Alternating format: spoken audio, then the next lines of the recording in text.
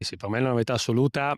Da giocatore non l'ho mai vissuta, non ci sono andato neanche mai vicino obiettivamente, quando ho giocato sia nel Charlese, nella Fontana Fredda, che Ons, che ho fatto 4 anni, neanche vicino obiettivamente, per un motivo o per l'altro. Da allenatore per me ovviamente è la prima esperienza, dato che ero da 1 anno e mezzo.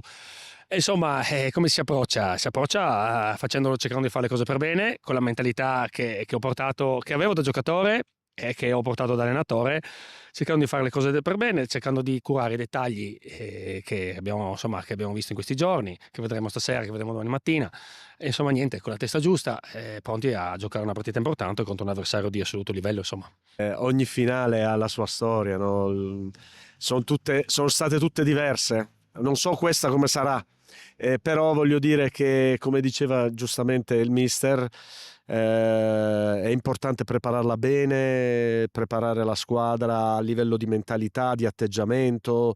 Poi è chiaro che è una partita secca, no?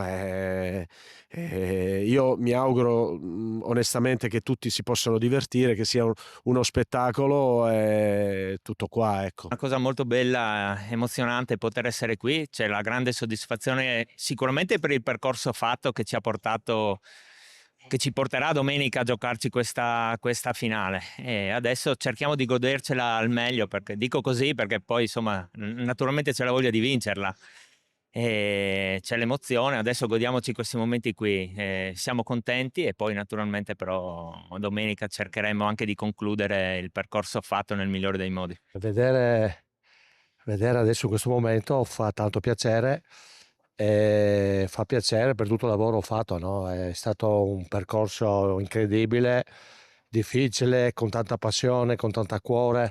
Essere qua veramente ti emoziona e ti fa sperare in tante belle cose, per cui non si è fatto ancora niente, bisogna stringere i denti e pensare positivamente e cercare di vincere questa grande finale.